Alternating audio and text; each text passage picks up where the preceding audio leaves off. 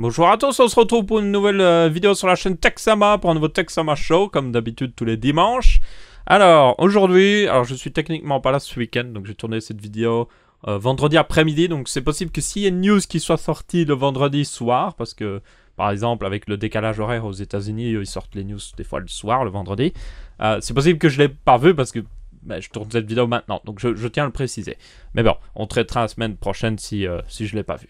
Mais bon, on a quand même des news assez intéressantes, je trouve, cette semaine-ci. Il s'est passé deux événements. Il y avait le GTC et il y avait aussi le Microsoft Build, qui est un événement fait par Microsoft, où ils ont annoncé quelques petits trucs. Premièrement, c'est la prochaine update de Windows 10. Donc, on a eu deux updates jusqu'à maintenant. On avait eu l'update d'anniversaire qu'on avait eu en 2016. On a eu récemment la Creator Update et la nouvelle update qu'on va avoir en fin 2017. Pour l'automne, parce que c'est dans son nom, c'est la Fall Creator Update. Genre, donc c'est la Creator Update d'automne. Mais on a déjà eu une Creator Update de printemps, donc c'est un peu bizarre. Je sais pas pourquoi ils ont choisi ce nom.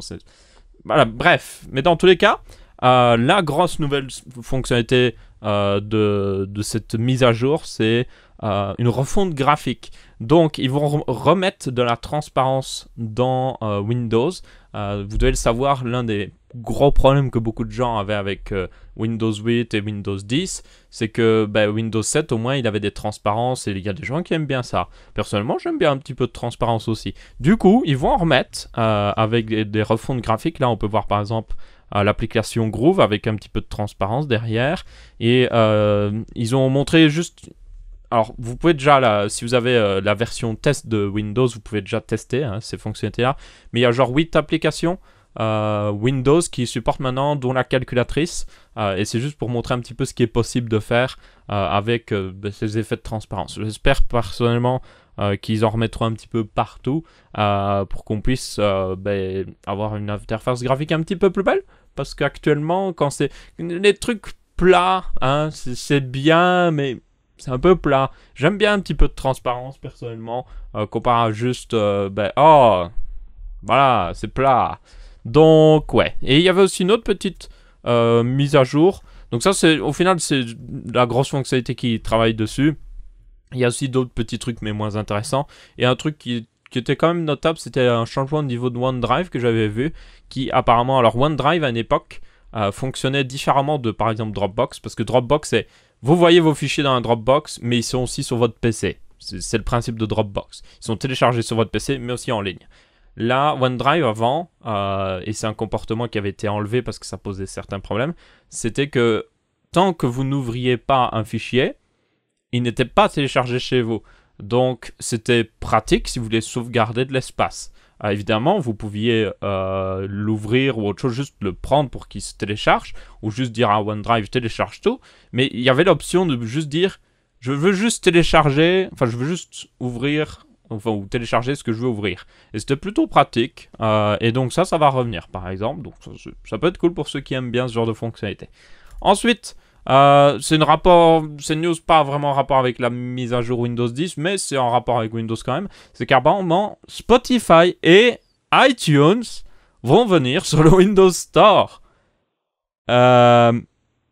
Ok, ça c'est une news. Alors Spotify encore, je me serais dit, oh ok, je vois. Mais iTunes, what? Ok, je sais pas comment ils ont fait, mais ils ont réussi à convaincre Apple de faire iTunes sur le Windows Store. Je veux dire, Apple n'a aucune raison de le faire, enfin, bon, ils ont des raisons de le faire, mais ils ont déjà leur logiciel dédié, tout ça, sur Windows, donc ouais. Donc ça, c'est une bonne nouvelle. Ça veut dire que, personnellement, je vais le dire directement. Tant que j'ai le choix d'avoir soit une application dédiée ou soit de l'application version Windows 10 qui est disponible dans le store, je suis content. Moi, ça me dérange pas d'avoir le choix, ça me dérange pas qu'il y ait l'option. Ce qui me dérangerait, c'est qu'il n'y ait que la version Windows 10 Store et qu'il n'y ait pas une version dédiée. Ça, ce serait un petit peu problématique. C'est une bonne nouvelle aussi parce que ça veut dire que Windows 10S va avoir un petit peu plus d'intérêt. Parce que Windows 10S, je vous rappelle, on en avait parlé la semaine dernière, c'est une version de Windows 10 qui ne fait que tourner que les applications qui sont sur le Windows Store. Donc, si vous mettez iTunes et Spotify sur Windows Store, ça donne plus d'intérêt à Windows 10S parce que vous pouvez utiliser iTunes et Spotify. Donc moi, j'aimerais en voir plus. ça donnerait beaucoup plus de, on va dire, de force à Microsoft et ça rendrait plus intéressant le Windows Store qui a des gros points négatifs, mais il y a quand même des points positifs, je pense, et ça donnerait un petit peu plus d'intérêt.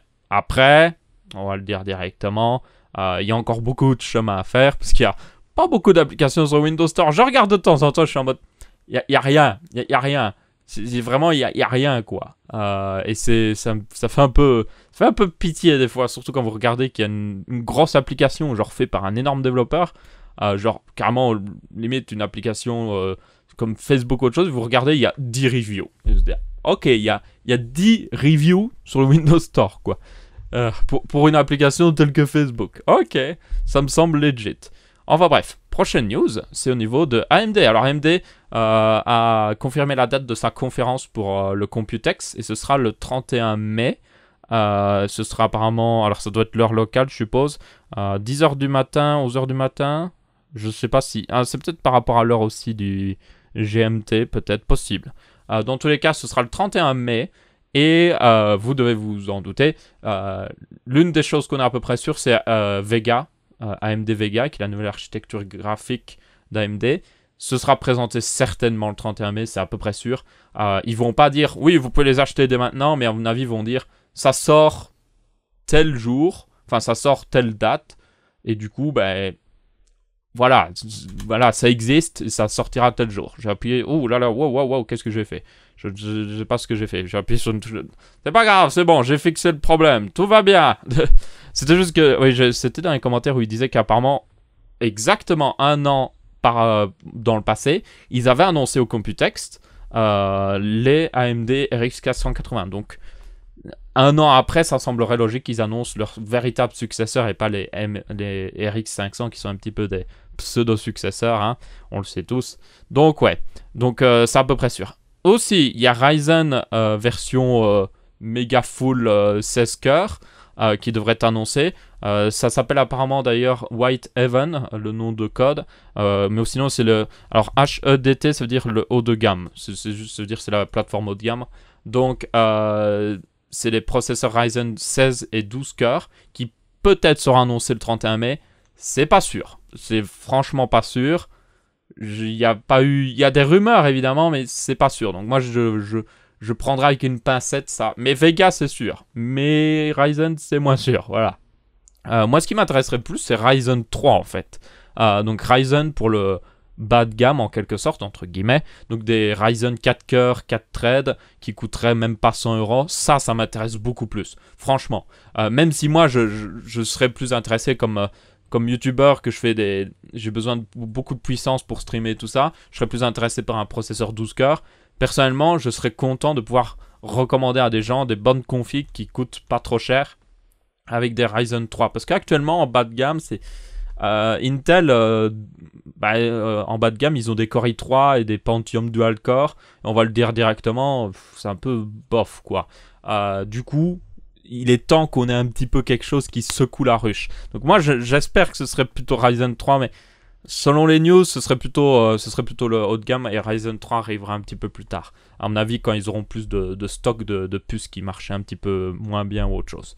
Enfin bref, donc ça devra arriver. 31 mai, on aura toutes les réponses, quoi qu'il arrive. Et j'ai hâte de voir ça. Il y a aussi normalement la conférence Intel le jour avant, je crois. Où ils devraient annoncer leur plateforme haut de gamme aussi, mais ça c'est sûr et certain parce qu'ils l'ont pré-annoncé déjà. Donc on verra ce que ça donne aussi, parce qu'il y a des rumeurs comme quoi il y aura un 12 cœurs.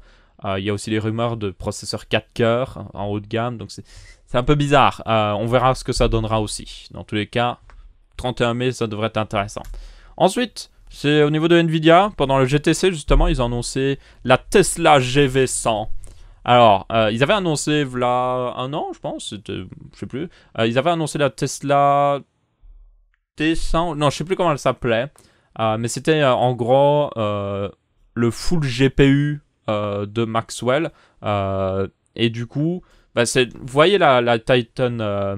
non, c'est Pascal. Vous voyez la Titan XP, elle utilise un GPU Pascal. Bien, la Tesla qu'ils avaient annoncé l'année dernière utilisait ce full GPU depuis pas mal de temps.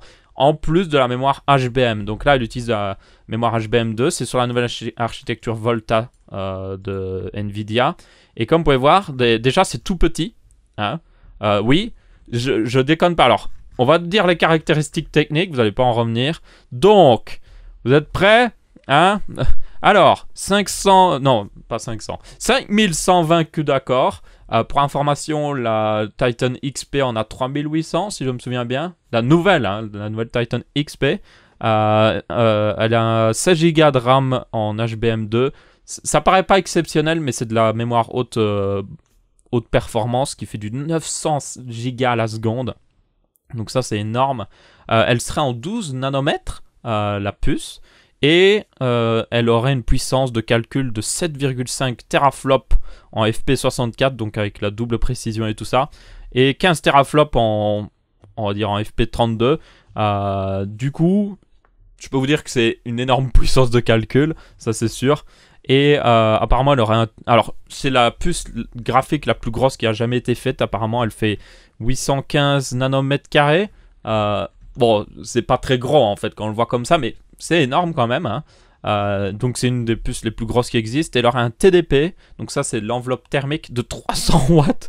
C'est en mode what? Oui, en mode watt, forcément. Et elle aura une fréquence apparemment qui va quand même à 1400 MHz, donc voilà. Et évidemment la HBM2 étant sur un bus en 4096 bits, ce qui est normal. Donc la HBM2 c'est ça, c'est les petites puces que vous voyez sur le côté, de chaque côté. Et ça c'est le GPU Volta qui est juste ici avec les 5000 CUDA core. Ça, c'est l'étage d'alimentation de chaque côté. Donc, ce que l'HBM, en fait, permet de faire des cartes vraiment petites. Pourquoi? Parce que le gros de la place sur les cartes graphiques actuellement, c'est juste pour les puces mémoire et pour l'étage d'alimentation de ces puces mémoire. Ça prend beaucoup de place. Il faut un étage d'alimentation pour le GPU, pour les puces mémoire. Ça prend de la place, les puces mémoire prennent de la place. Il faut de la place pour faire passer les câbles pour lier tout ça. C'est juste, voilà, ça prend de la place. Avec ça, il y a juste un étage d'alimentation pour tout le GPU, donc la mémoire et le GPU en lui-même. Et évidemment, vous n'avez pas besoin de faire passer des câbles partout, et parce que tout est collé au GPU. Donc, ça permet d'avoir une densité énorme. AMD l'avait déjà fait avec leur, si vous vous souvenez, c'était les Fury. Donc vous avez la Fury X, la Fury normale. Vous avez aussi la Fury Nano qui était toute petite mais qui était très puissante. Du coup, c'est vraiment une mémoire du futur. Elle devrait être d'ailleurs sur Vega normalement. Donc ça devrait donner des cartes assez petites. Ou alors, même si elles ne sont pas forcément petites, ça permettra de mettre un meilleur refroidissement sur la carte. Et ça vaut la peine. Ensuite, du coup, une petite news qui est en rapport, c'est que, alors c'était Hynix qui a annoncé de la GDDR6, donc qui sera la successeur de la GDDR5X, qui était une version un peu plus rapide de la GDDR5. Donc ça, c'est l'autre alternative. Au final, c'est l'HBM, c'est bien, c'est haut de gamme, mais ça coûte cher. La GDDR6 devrait coûter moins cher, mais offrir quand même des bonnes performances. Et c'est ça qui est intéressant. Donc la GDDR6 serait plutôt utilisée sur les cartes moyenne gamme ou certaines cartes un peu plus haut de gamme mais qui sont plus cheap, genre GTX 1070 pour en profiter par exemple, enfin une GTX 1170. Bien que selon moi, la prochaine génération de cartes Nvidia, à mon avis, ce sera la GTX 2080, ce serait plus logique. Parce que 1170, 1180, c'est un petit peu... Enfin, 1180 pour vous, français, ça marche mieux, parce que 1170, c'est un peu bizarre pour vous. Mais 1180, ça fait un peu bizarre, alors que 2080, c'est plus facile à retenir.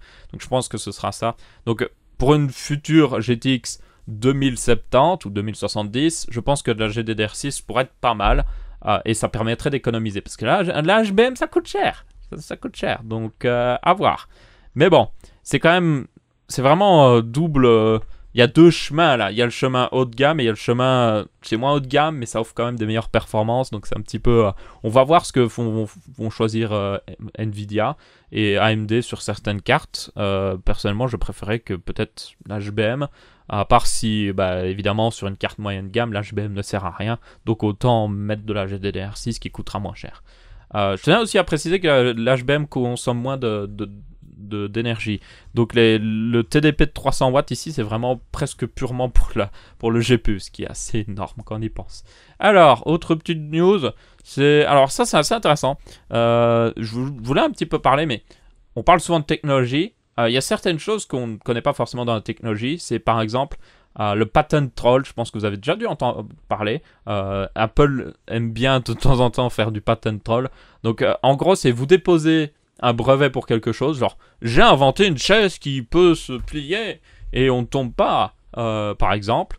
Et vous attendez juste que quelqu'un fasse quelque chose qui ressemble. Et puis vous l'attaquez en justice en disant « Oui, il m'a volé mon idée, quel enfoiré, je veux plein d'argent en compensation. » C'est pour ça que beaucoup de sociétés en fait font énormément de brevets. Ils en sortent à la chaîne. Apple est comme ça, ils en sortent énormément pour des trucs vraiment random des fois. Juste pour peut-être soit le faire eux-mêmes dans le futur si ça a un intérêt. Ou soit, et là c'est l'autre intérêt, attaquer en justice quelqu'un qui le fait. Et il faut savoir une chose, c'est que dans ce monde, il existe, oui, des compagnies, notamment Blackbird Technology, qui est une compagnie qui est dirigée par 2 avocats, donc je vous laisse déjà imaginer, hein, qui est une compagnie en fait qui ne fait que acquérir des brevets et elle ne fait rien. Elle acquérit juste des brevets et puis après, elle attaque en justice les gens qui s'approchent d'un brevet. Donc là, la cible de cette attaque, c'est Cloudflare. Je pense que vous avez tous vu, vous avez déjà été sur un site où c'était écrit vérification de votre navigateur par Cloudflare ou je sais pas quoi. Je pense que vous avez tous vu ça. Cloudflare est un système qui permet de sécuriser les sites web, que ce soit pour les DDoS, les attaques de déni de service et tout ça. Donc ça marche plutôt bien, je trouve. En tout cas, tous les sites qui utilisent Cloudflare marchent plutôt bien. Personnellement, j'ai jamais eu de problème. C'est un petit peu embêtant qu'ils vérifient le navigateur à chaque fois qu'on veut venir et qu'il ne se souvient plus de nous parce qu'on a par exemple nettoyé les cookies, mais c'est quand même pas mal. Et du coup, ils se sont fait attaquer en justice par Blackbird qui a trouvé qu'ils ont enfreint l'un de leurs copyrights, enfin l'un de leurs brevets qui était un brevet par rapport à... C'était un peu bizarre, c'était vraiment en plus un truc générique, parce qu'ils ont vraiment des brevets génériques. J'ai même vu dans les commentaires qu'apparemment ils ont déposé un brevet. Alors ça c'est des brevets qu'ils ont un brevet, oui, pour un panier, pour un chien dans un vélo. Voilà, c'est le genre de brevet qu'ils ont. Ça, c'est apparemment un soutif de sport, si je me souviens bien. Là, voilà, le soutif de sport. Donc, ils ont vraiment des brevets, mais random. Et dès que quelque chose ressemble un petit peu, ils essayent d'attaquer en justice. Alors, il faut savoir une chose, surtout aux États-Unis, c'est que c'est assez facile de déposer des brevets. Et que, bien souvent, vous pouvez déposer des brevets qui, au final, ressemblent énormément à quelque chose qui existait déjà, parce qu'ils vérifient pas forcément plus toujours. Du coup... la question va souvent se régler par rapport à la qualité de votre avocat et à la justice. Pourquoi ? Parce que, en gros, c'est pas celui qui a breveté, c'est celui qui arrive à mieux le défendre le brevet et vraiment prouver que ça lui a fait du mal que l'autre ait enfreint son brevet. Parce que bien souvent, ces brevets-là sont ridicules. On va être honnête, c'est genre, oui, j'ai breveté un bâton en bois. Et puis il y a l'autre qui a fait, oui, mais j'ai fait une batte de baseball. Qu'est-ce que tu racontes là ? Tout le monde fait des battes de baseball. Oui, mais c'est un bâton en bois, tu m'as fait du mal. Et c'est juste, s'ils ont un bon avocat, bah évidemment, ils gagneront. Donc là, ce qui est intéressant, c'est que Cloudflare va pas se laisser faire, même pas du tout. Alors, beaucoup de sociétés finissent par céder, préfèrent payer pour éviter de payer une plus grosse amende. Et d'autres sociétés se battent un petit peu. Cloudflare, eux, ils vont se battre, mais aussi, ils ont apparemment engagé 50 000 $, je crois, pour essayer de foutre en l'air les brevets de Blackbird. Donc, en gros, essayer de les prouver qu'ils sont irraisonnables, qui ne devraient pas avoir ce brevet-là, parce qu'ils ont fait des brevets sur des choses qui existaient déjà ou autre chose. Et du coup, ce qui est très intéressant à savoir, c'est que s'ils arrivent à faire ça sur certains brevets, les personnes qui ont perdu une décision de justice sur ce brevet-là peuvent revenir et demander des dommages et intérêts parce qu'en fait, ce brevet-là n'était pas légitime. Donc, ils essayent de leur faire pas mal de mal ici. Cloudflare, je n'ai pas trop peur pour eux, à mon avis, vont avoir presque aucun problème à se défendre parce qu'ils ont le budget pour se défendre, même si c'est un petit peu embêtant. Après, ça se dépend aussi de la qualité des avocats. Il y avait, d'ailleurs, c'était Netflix, là ils le mettent ici. Netflix s'était fait avoir aussi par Blackbird. Alors, Netflix à l'époque, je sais pas si vous le savez, mais Netflix, fournissait un service où vous pouviez apparemment commander des DVD. Et c'était une sorte de téléchargement offline en quelque sorte. Du coup, Blackbird avait fait un brevet sur un truc similaire. C'était même pas vraiment la même chose. Et ils avaient attaqué Netflix. Je sais plus la conclusion du truc, mais bon. C'est quand même... Voilà. C'est quelque chose qui existe beaucoup dans le monde technologique. Donc je voulais un petit peu en parler. Je trouve ça un petit peu intéressant. Je trouve ça souvent salaud. Il y avait par exemple aussi Google qui s'était fait attaquer par Oracle par rapport à Java. Parce que... Je ne sais pas si vous le savez, mais Android utilise Java. Et du coup, Oracle était en mode oui, Google nous a fait beaucoup de mal parce qu'ils ont utilisé Java dans Android. Et du coup, ça nous a fait perdre des clients et tout ça et tout le tralala. Donc, y avait eu un truc comme ça. Google avait fini par gagner. Après, il y a encore des recours possibles. Hein, donc, ça, on verra bien dans le futur. Mais bon, donc c'est un aspect intéressant. C'est un aspect un peu salaud, très clairement, parce que cette société n'existe que pour faire chier son monde, littéralement. Donc, ouais. C'est, voilà, ça c'est la merveille des technologies et tout ça. Enfin, surtout des brevets. Ensuite, dernière, c'est pas une news. Ok, là, c'est un coup de gueule. Ok, je vais le dire directement. Tom's Hardware, c'est un site que j'aime assez bien. Ils ont des articles souvent intéressants. Mais, par contre, ils ont sorti un genre de comparatif des processeurs récemment. Genre, c'est sorti le 5 mai, comme vous pouvez voir. Et je vous laisse juste regarder la liste des processeurs choisis comme meilleur pour son prix. Voilà, regardons. Alors, en bas de gamme, un Pentium G 4560. Ensuite, en un peu plus haut de gamme, mais toujours bas de gamme, le Core i3 7100. Ensuite, en milieu de gamme, le Core i5 7500. Ensuite, le Core i5 7600K. D'ailleurs, c'est les prix en dollars, mais normalement, en euros, ça coûte plus cher. Hein. Et puis, enfin, le i7. Et là, vous vous dites... What? Yep. Que des processeurs Intel. Que des processeurs Intel. Et je vous l'ai dit, on a vu, j'ai montré des chiffres dans une vidéo précédente. Le Core i5 7500, en jeu vidéo, fait moins bien que le Ryzen 5 1600. Il fait moins bien. Il est moins performant. C'était pas beaucoup, mais il était moins performant. Et surtout, le Ryzen 5 1600 défonce, je dis bien défonce le Core i5 dans le reste des tâches. Que ce soit des tâches synthétiques ou juste purement utiliser le PC. Et j'ai juste envie de dire, il était bien le chèque Intel là, ou je ne sais pas, qu'est-ce qui se passe chez Tom's Hardware? Là, alors, je vais te dire directement, il y a des choix que je trouve logiques. Le Core i5 7600K, c'est le meilleur processeur pour jouer aux jeux vidéo. Point. Ok, il n'y a pas mieux. Si vous voulez juste jouer aux vidéos et que vous savez l'overclocker, il n'y a pas mieux. Point. Le Core i7, c'est discutable, c'est très discutable selon les utilisations. Ensuite, vous avez le Core i3, très discutable aussi, parce que vous pouvez avoir des processeurs AMD, même pas des Ryzen, mais des anciennes générations, qui se débrouillent plutôt pas mal. Et le Pentium, encore une fois, c'est discutable, ça dépend des jeux, ou ça dépend de ce que vous faites sur le PC. Et du coup, j'ai juste envie de dire, what the fuck, Tom's Hardware? Donc ouais, coup de gueule. Personnellement, je suis vraiment je suis triste premièrement parce que j'ai l'impression un peu de me faire trahir parce que je me dis comment ils peuvent recommander le Core i5 7500. Franchement, voilà, je le dis directement, ce processeur n'a aucun intérêt par rapport à Ryzen. Vous avez le Ryzen 5 1600 qui se débrouille mieux dans tous les points, qui coûte à peu près la même chose et qui vous durera plus longtemps parce que d'ici 3 ans, vous pourrez changer le processeur sans changer de carte mère.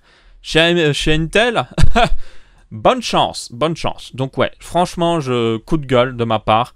Je trouve que, je sais pas ce qui s'est passé chez Tom's Hardware. Il faut savoir, alors Tom's Hardware FR, c'est... Ah d'ailleurs, je suis sur le .com, c'est pour ça. Il faut savoir qu'il y a un .fr, hein, mais le .fr ne fait que traduire les articles du .com. Donc ils ont une personne qui parle français en fait chez eux juste pour ça. Mais bon, dans tous les cas, shame on you, Tom's Hardware. Je suis franchement pas... Je sais pas quoi dire. Vous voyez, ils ont mis le même truc sur leur site FR. Hein. Je le clique ici. Je vais le mettre un petit peu plus grand. Ils ont remis le même truc. C'est juste qu'il n'est pas visible directement. Il faut aller vers le tableau synthétique. Mais c'est la même. Vous voyez, c'est le même résultat. Hein. Core i7, Core i5, tout le tralala. Ah non, regardez! Ils ont recommandé un processeur AMD quand même. Wow! Hey! C'est le FX 4350. Ok. Pourquoi? Pourtant, il continue de recommander les autres, hein, donc je ne vois pas. Il recommande même le 6900K. Le 6900... Il recommande un processeur à 1000 € qui se fait défoncer par un processeur qui coûte 350 €. What? Voilà. J'ai pas lu plus leur article parce que je trouve que... J'ai même pas envie de lire parce que voilà. Mais en tout cas, il y a des choix que je comprends parfaitement, hein, je le dis. Hein. Il y a des choix que je comprends parfaitement. Si vous voulez juste jouer, le Core i3 est peut-être le meilleur. Je le dis directement. Mais si vous voulez faire d'autres trucs sur votre PC, il vaut peut-être mieux justement un DFX les moins chers. Par contre, il y a des choix juste... Là ça, je comprends pas. Je le dis directement. Donc ouais, bref. Shame on you, Tom's Hardware. Je suis un peu déçu personnellement. Et j'espère qu'ils reprendront un petit peu leur sens. Surtout en ce moment où... je dis pas... je le dis clairement, selon moi, vous devez choisir ce qui est le mieux pour vous. Mais clairement, il y a des gens qui pourraient être très bien sur Ryzen. Et cette politique de continuer de mettre Intel en avant comme ça, chez certains sites, fait du mal à la concurrence et vous fera du mal au fil du temps. Parce que quand vous devrez acheter un nouveau PC dans 3 ans, 4 ans, et que aussi bien AMD ne fera plus forcément de processeurs parce que ce genre de choses aura fini par les tuer, bien Intel, ils hésiteront pas à vous charger un maximum d'argent pour votre processeur. Donc ouais. Nah, ça me rend vraiment mécontent. Bref, c'est tout pour ce Texama Show. Pour cette semaine-ci, on se retrouve du coup la semaine prochaine. Merci à tous d'avoir regardé. N'hésitez pas à laisser votre avis, que ce soit en pouce bleu, pouce rouge ou en commentaire. On se retrouve et je vous dis salut à tous.